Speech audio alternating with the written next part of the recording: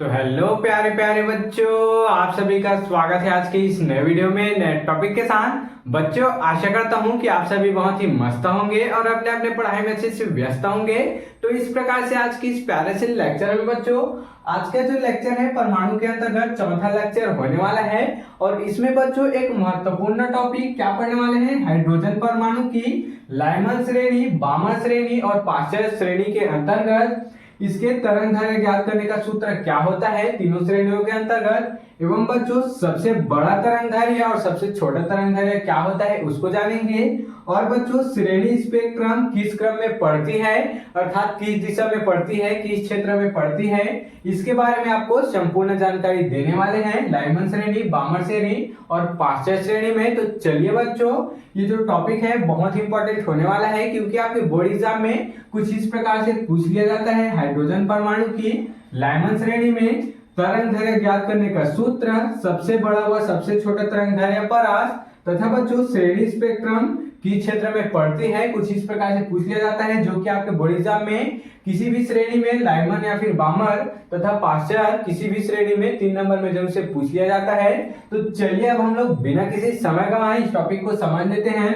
तो देख सकते हैं बच्चों, हाइड्रोजन परमाणु की सबसे पहले लाइमन श्रेणी में देख लेते हैं। तो लाइमन श्रेणी में सबसे पहले तरंग दैर्घ्य ज्ञात करने का सूत्र क्या होता है, तो क्या होता है बच्चों 1/लैम्डा इक्वल टू आर। उसके बाद बच्चों कोष्टक में क्या होता है 1/1 का स्क्वायर माइनस में 1/n का स्क्वायर। देख सकते हैं ये जो फॉर्मूला है बच्चों लाइमन श्रेणी के लिए है। अब इसी प्रकार से सबसे बड़ा और सबसे छोटा तरंग दैर्घ्य परास क्या होता है, तो लाइमन श्रेणी में सबसे बड़ा तरंग दैर्घ्य क्या होता है बच्चों 1250 एंगस्ट्रॉम तथा सबसे छोटा तरंग दैर्घ्य 912 एंगस्ट्रॉम यहाँ पर होता है। इसको करने के बाद बच्चों हम लोग दोनों में कंपेयर भी करेंगे ताकि आपको आसानी से याद हो जाए।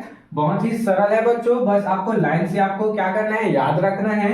तो हम इसको लाइन से पढ़ने वाले हैं। इसी प्रकार से तीसरा क्या है, श्रेणी स्पेक्ट्रम पढ़ने का क्षेत्र, अर्थात ये जो स्पेक्ट्रम है किस क्षेत्र में पड़ती है, तो इस श्रेणी की रेखाएं स्पेक्ट्रम बैगनी क्षेत्र में पड़ती है। देख सकते हैं बच्चों, ये जो हम लोग रेड में मार्क कर रहे हैं, बस आपको उसी को ध्यान रखना है। इसमें क्या होती है, बैगनी क्षेत्र में पड़ती है, अर्थात लाइमन श्रेणी की, हाइड्रोजन परमाणु की लाइमन श्रेणी में जो स्पेक्ट्रम पढ़ने की जो क्षेत्र है वह बैगनी क्षेत्र है। देख सकते हैं। अब इसी प्रकार से बच्चों बामर श्रेणी में भी देख लेते हैं। तरंग दैर्घ्य ज्ञात करने का सूत्र इसमें क्या होता है, वही है बच्चों 1/लैम्डा आर। उसके बाद बच्चों यहाँ पर क्या है 1/1 का स्क्वायर था लाइमन में। बामर श्रेणी में क्या है सूत्र 1/2 का स्क्वायर है। देख सकते हैं इसमें क्या था 1/1 का स्क्वायर, इसमें क्या है 1/2 का स्क्वायर है। अब इसमें भी सबसे बड़ा व सबसे छोटा तरंग दैर्घ्य परास क्या होता है, तो सबसे बड़ा तरंग दैर्घ्य परास इसमें बच्चों क्या होता है, देख सकते हैं 6563 एंगस्ट्रॉम तथा सबसे छोटा बच्चों 3646 एंगस्ट्रॉम यहाँ पर होता है। देख सकते हैं। अब इसमें श्रेणी स्पेक्ट्रम पढ़ने की क्षेत्र देख लेते हैं।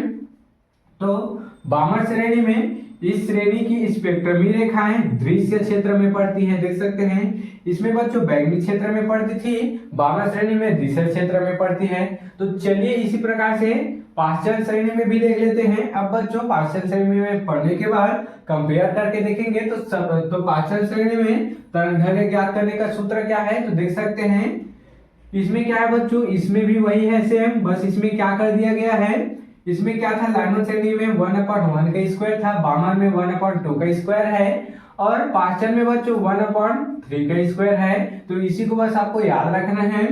अब दूसरा देख सकते हैं, सबसे बड़ा व सबसे छोटा तरंग दैर्घ्य परास क्या होता है, तो इसमें सबसे बड़ा तरंग दैर्घ्य परास बच्चों 18,752 एंगस्ट्रॉम होता है। देख सकते हैं बहुत ही बड़ा संख्या होता है 18,752 एंगस्ट्रॉम तथा सबसे छोटा तरंग दैर्घ्य बच्चों 8,204 एंगस्ट्रॉम यहाँ पर होता है। और इसमें बच्चों श्रेणी स्पेक्ट्रम पढ़ने की क्षेत्र क्या होती है पाश्चर श्रेणी में, तो इसमें श्रेणी रेखाएं और रक्त क्षेत्र में पड़ती है। देख सकते हैं। तो चलिए बच्चों अब हम इसको कंपेयर करते हैं ताकि आपको आसानी से याद हो जाए, क्योंकि आपके बोर्ड एग्जाम में किसी भी श्रेणी में आपको पूछा जा सकता है।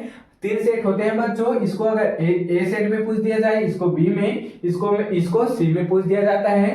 तो चलिए सबसे पहले अब हम लोग हाइड्रोजन परमाणु की लाइमन बामर पाश्चर श्रेणी की जो सूत्र है उसको देख लेते हैं। कुछ नहीं है बच्चों, लाइमन में आपको याद रखना है 1/1 का स्क्वायर, उसके बाद बाकी सब सेम है। बामन में क्या है 1/2 का स्क्वायर है। इसी प्रकार से पास्चर में क्या है बच्चों 1/3 का स्क्वायर है।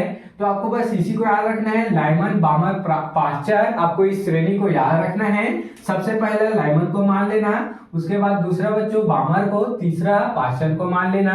तो इसमें 1 का स्क्वायर, इसमें 2 का स्क्वायर, इसमें क्या हो जाएगा 3 का स्क्वायर हो जाएगा। इसी प्रकार से परास को देख लेते हैं। तो लाइमन श्रेणी का परास 1215 एंगस्ट्रॉम अर्थात 1215 एंगस्ट्रॉम जो बड़ा तरंगदैर्घ्य होता है, और सबसे छोटा बच्चों 912 एंगस्ट्रॉम होता है। इसी प्रकार से इसमें 65-63 एंगस्ट्रॉम और 36-46 एंगस्ट्रॉम होता है। ये बड़ा तरंगदैर्घ्य है, ये छोटा हो जाता है। इसी प्रकार से तीसरा में बढ़े अर्थात पास्चर श्रेणी में बढ़े तो इसमें बच्चों संख्या और भी बढ़कर 18,752 एंगस्ट्रॉम और सबसे छोटा तरंगदैर्घ्य 8204 एंगस्ट्रॉम यहाँ पास हो जाता है, अर्थात 8,204 एंगस्ट्रॉम हो जाता है। बच्चों इसको कंपेयर करके जब हम लोग पढ़ते हैं तो यह और भी आसान हो जाता है। इसी प्रकार से श्रेणी स्पेक्ट्रम पढ़ने का क्षेत्र अर्थात इसका जो स्पेक्ट्रम है वह किस क्षेत्र में पड़ता है, तो लाइमन में आपको याद रखना है बैंगनी क्षेत्र में, बामन में याद रखना है द्वितीय क्षेत्र में, इसी प्रकार से पाचन श्रेणी में याद रखना है और रक्त क्षेत्र में। तो इस प्रकार से बच्चों ये बहुत ही हमारे लिए सरल बन चुका है। जब हम लोग इसका कंपेयर करके बच्चों इसके स्टडी करते हैं तो यह बहुत ही आसान हो जाता है। क्या बच्चों लाइमन बामन पास्चर 1 का स्क्वायर 2 का स्क्वायर 3 का स्क्वायर कुछ इस प्रकार से। उसके बाद इसमें क्या है 1215 एंगस्ट्रॉम है सबसे बड़ा, इसमें क्या है 912 एंगस्ट्रॉम है। उसी प्रकार से बच्चों आप इसको भी कंपेयर करेंगे तो आपको आसानी से याद हो जाएगा। लाइमन श्रेणी में बच्चों जो क्या है स्पेक्ट्रम है किस क्षेत्र में पड़ती है, बैंगनी क्षेत्र में। इसी प्रकार से बामन श्रेणी में बच्चों द्वितीय क्षेत्र में, और इसी प्रकार से पास्चर श्रेणी में और रक्त क्षेत्र में पड़ता है। तो इस प्रकार से बच्चों आज के इस प्यारे से टॉपिक में हम लोग हाइड्रोजन परमाणु की लाइमन बामर पास्चर श्रेणी के सभी चीज को समझ चुके हैं। आप इसके स्क्रीनशॉट यहाँ पर ले सकते हैं। तो बच्चों आशा करता हूं कि आपको यह टॉपिक जरूर से समझ में आया होगा, और ऐसे नॉन इम्पोर्टेंट टॉपिक के लिए मेरे इस चैनल में बने रहिएगा। अगर आप इस चैनल में नए हो तो इसको जल्दी से सब्सक्राइब करके बेल आइकन को दबाकर प्रेस कर लीजिएगा, ताकि बच्चों आपको मेरी ऐसी ही अच्छे इंफॉर्मेटिव वीडियो की नोटिफिकेशन सबसे पहले आप तक ही पहुंचती रहे और आप 12th फिजिक्स की तैयारी अच्छे से कर पाए। तो चलिए बच्चों फिर मिलते हैं किसी नेक्स्ट वीडियो में नए टॉपिक के साथ। तब तक ले जय हिंद जय भारत।